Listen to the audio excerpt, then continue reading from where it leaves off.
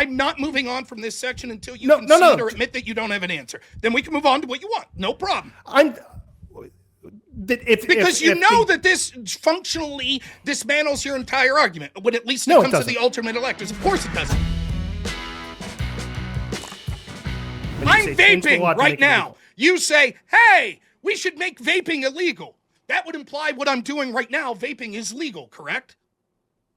Yeah, probably. I guess it would imply that. Same way, if I'm vaping right now and I say they should enshrine that I'm allowed to vape in the law, that would imply that what I'm doing right now is illegal. That's your argument. Yeah, except I'd say that currently, what I'm saying is currently it is on the books that it's illegal to vape, and you're vaping, and you're saying change the law to make this legal. Just to be clear, so the argument is, and you're saying yes, if I'm vaping right now and I say they should change the law, right, to make this illegal, that would imply that it's currently legal. You said yes. Yeah. Okay. I think that would be the implication. Why'd they change the Mike Pence certification rules? The law on that? I mean, they didn't change it. Yeah, sure they did. You want to read the law that they passed? They didn't. Wouldn't that imply that Trump was legal? No. Why not? You just based on your same justification. Trump's theory was that Mike Pence got to certify the electors he chose. I mean, right? I was thinking about cannabis laws. The Democrats afterwards said, nope, change the law. That would imply that what Trump acted Mike Pence was legal, correct? No, I don't think that would imply that at all. Why not? We just went through the scenario with the vape thing. Because first off, they didn't say do what Mike Pence did illegal. First off, Mike Pence didn't even do that. Doesn't matter. They were saying, hey, just in case any idiot in the future tries to do this is absolutely but already illegal. Why would they? That's redundant. If it was already illegal, why pass a law saying it's illegal? To make it perfectly clear. That's absurd. You just said when it came to the, let me finish. You just said when it came to the vaping incident, if I said we should make this illegal, you were like, yeah, fair enough. That would imply that it's currently legal. You didn't say, well, maybe not. Maybe the law's just not clear. That's not what you said. The Electoral Count Act didn't change. Like 99% of the Electoral Count Act was exactly the same. Yes or no? Did they pass a law suggesting that now the vice president didn't get to choose, certify the slate of electors unilaterally? If I recall, I think the law said that this has always been the case. Why would they pass a law that's always been the case? Because obviously somebody tried to break the law. Okay. This is like if you're speeding, you get pulled over, the cop on the citation writes, oh, you were driving a blue car and you have a red car, and you go and you try to get out of the ticket, and then they change the law and say, well, just to be clear, show me an example. If the officer makes a mistake describing the color of your car, that doesn't get you out of the ticket. Show me an example. You agree on that, right? No, your analogy doesn't make sense. Let me make we agree on that. If the cop writes the wrong color of the car, do you get out of the ticket, Rob? Sometimes, but most of the time, no. No. Says this Why? analogy. Does the law say that they have to write? Your analogy is be accurate on the thing. Yeah. Okay, but wouldn't you agree if the cop illegally detains you and had fruit of the poisonous tree that's a defense? It can be. Okay, then I win. Right, that confused look on your face is the same I have. You've said an analogy that's not applicable to what we're talking about. The real applicable analogy would be this. I'm driving drunk, or I'm driving after smoking a cigarette. Cops pull me over and say, you can't drive with nicotine, that's a drug, right? I say, bullshit, show me where that's on the law. And then afterwards, they pass a law saying you can't drive while smoking. That would imply that it was legal for me at the time I was pulled over to drive while smoking. Show me a time in history where someone gets pulled over for something that's illegal, like DUI, and then they repass the law saying, by the way, we're just letting you know DUI is still illegal. Of course not. That's never happened in history. Show me. I'm pretty sure that has. Show me. Show me an example. I don't have to show you an example of that because it's absurd, Rob. Because that's not what happened. Right. It's not what happened. What I'm saying is, Rob, this is exactly the point. Wait. This is exactly the point. Rob, you've been dragging us out on this tangent of immigration, which I never mentioned. You brought up of vaping or whatever, right? Okay.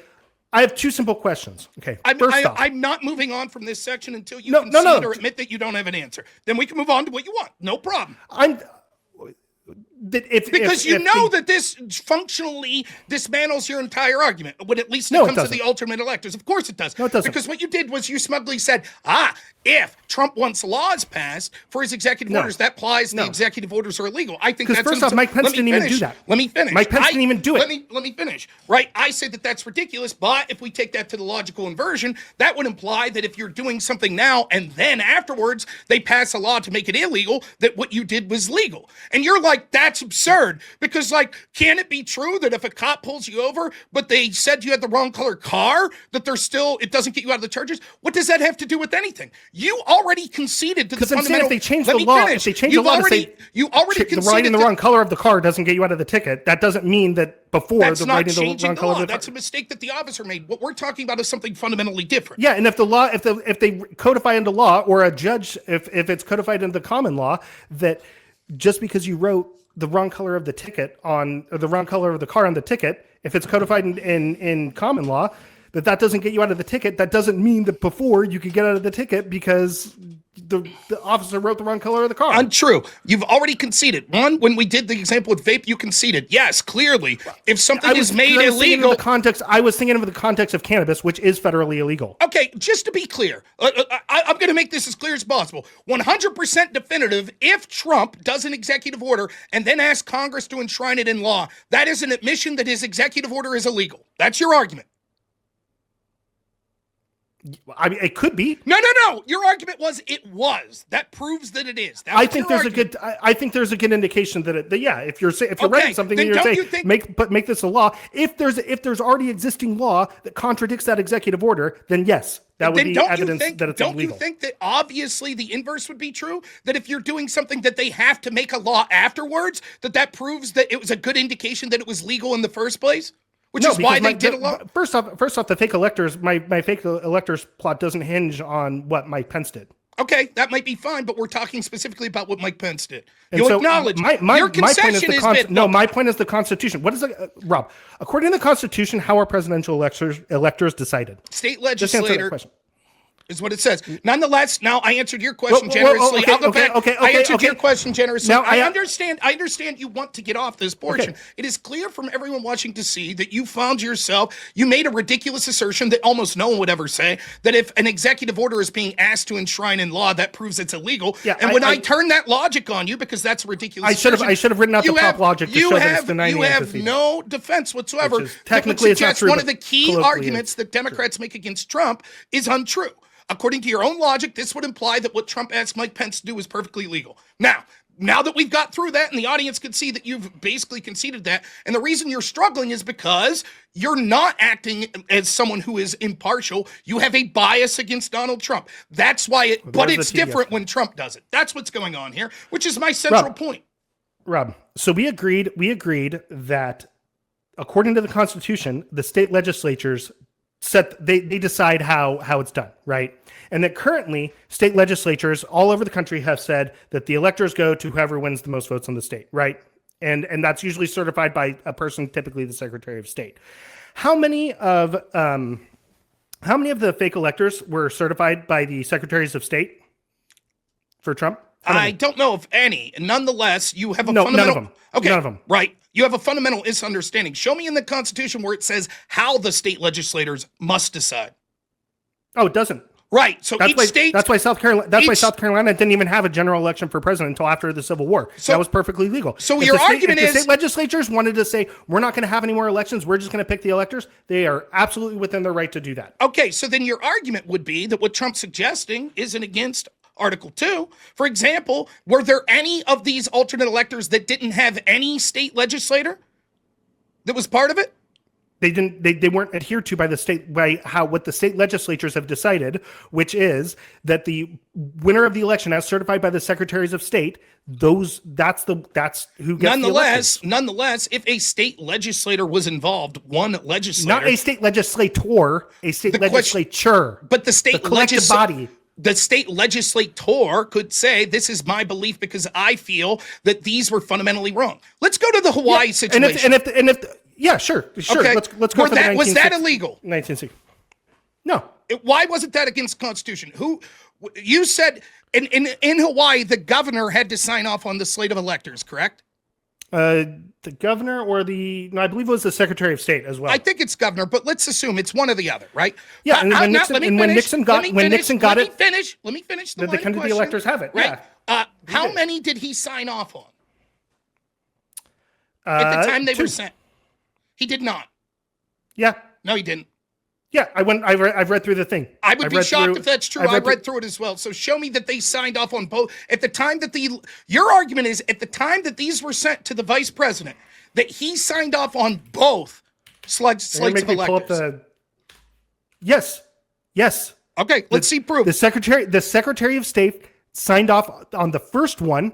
Okay. Wait. Before you go. Let me explain. Because what you're going to do is equivocate. No. You don't cut me off, Rob. I'm going to get real. I'm not going to equivocate. I'm explaining the situation because you obviously don't know. Let me ask you. No, don't ask. You already asked me something. Let me explain because you're already equivocating. Just let him finish what he was going to say, Rob, and then respond. Well. Look, okay, when Nixon, by the way, he's not going to answer, and I'll point out why he's wrong. On January 6th, 1961, Nixon received 3 pieces of information when he was counting the electors. Okay, this is in the congressional record. I'm not going to pull it up right now, just for Rob, but this is the case. Nixon pulled out 3. There were 3 documents that Nixon pulled out January 6th, 1961. One was the Nixon electors, which was signed by the appropriate person, whether it was the governor or the Secretary of State. I think it actually, I can't remember because it was after an election, so the person changed. The second was the Kennedy electors, also signed by the appropriate person. Prove it. Third was a letter of explanation explaining why there were 2 slates of electors, which one was the valid elector, the court case showing that the recount was authorized. Now, this whole 1960 thing is a huge red herring because if a better analogy would be if Kennedy lost the election and then Kennedy went and demanded that the electors be certified, even though he lost the recount. Okay, but that's not what happened. Kennedy won the recount which was authorized by the Hawaii State Supreme Court and the elector.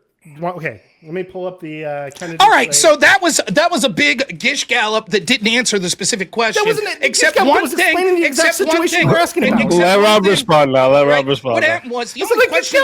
What he said was what. He says 2 things, basically. One of them is what's relevant, and I think he's fundamentally untrue. Let me finish. One of them is irrelevant, and the other, I believe, is fundamentally untrue.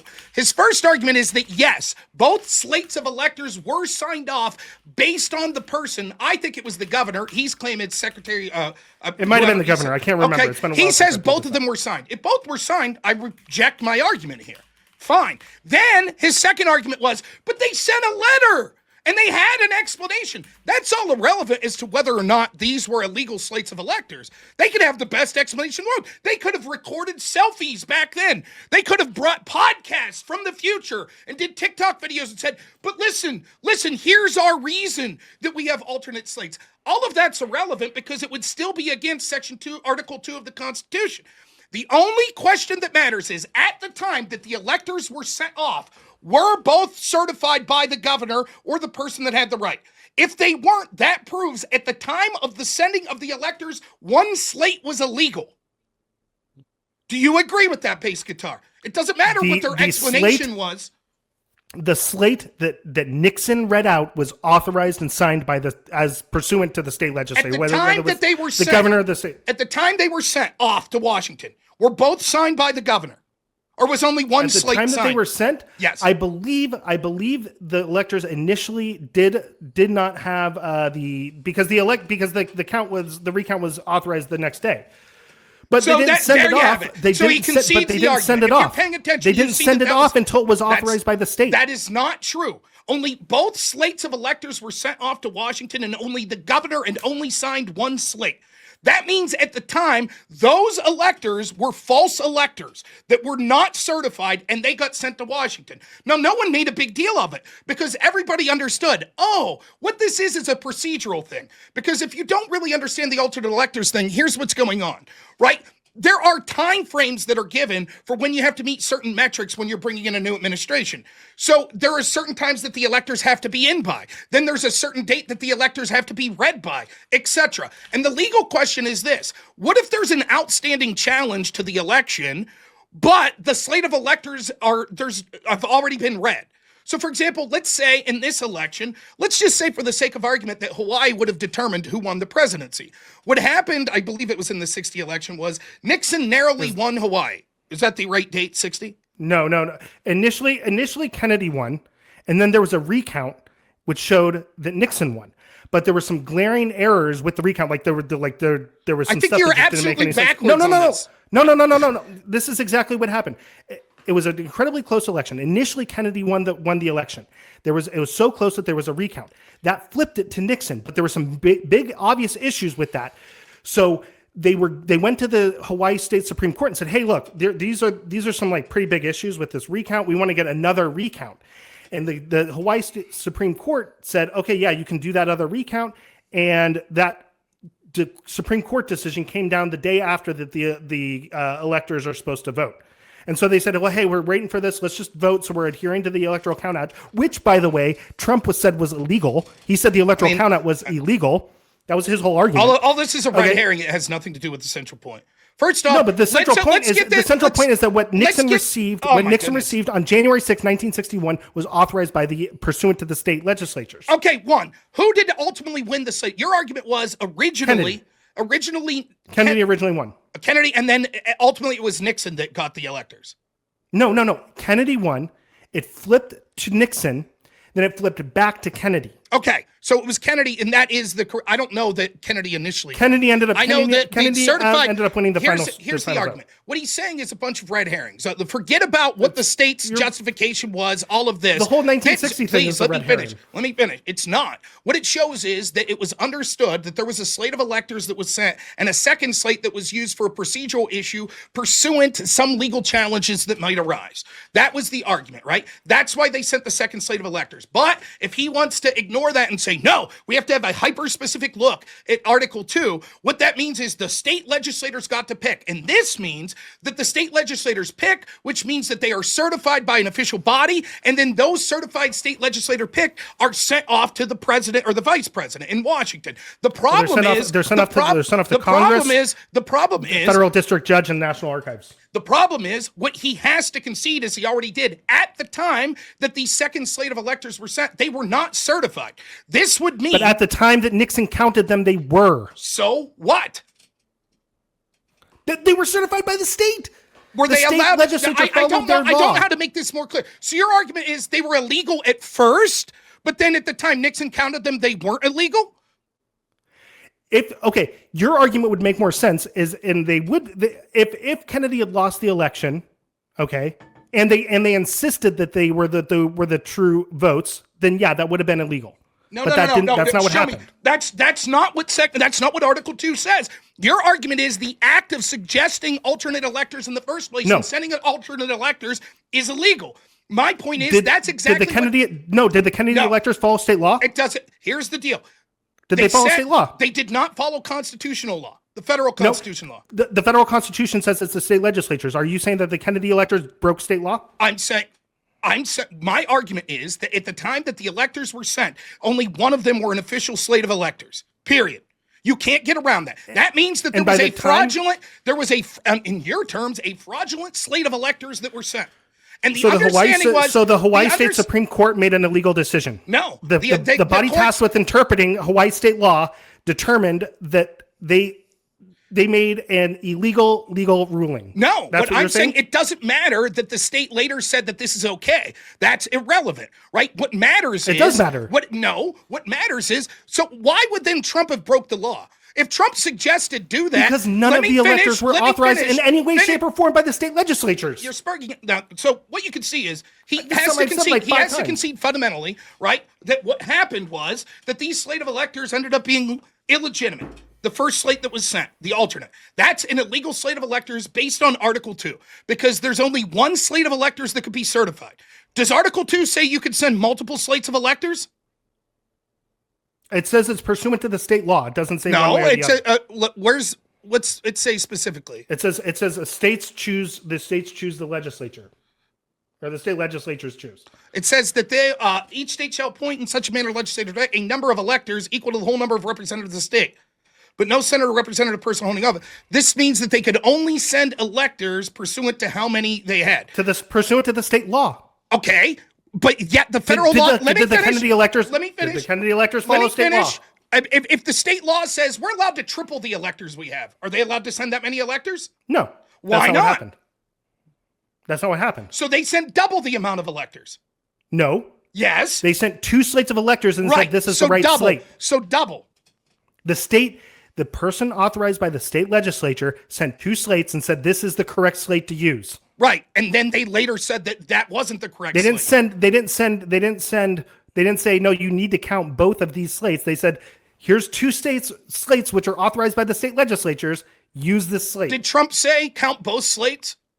No, he said count the ones that were authorized by the state legislatures. In other words, he had an opinion on which slate was the legitimate ones. Just like the governor did that signed off in Hawaii. So what happened was, at the time that the slates was sent, only one of them was legitimate. Rob, it doesn't they matter were that following state law. When they sent the slate, the 2 slates. How many of that? Let me finish. Okay, Let me finish. When they sent the second slate, had the Supreme Court already ruled and said send 2 slates? I think yes. Okay, let's see it. Because the Supreme Court didn't say you can send 2 slates. The Supreme Court said the recount can continue.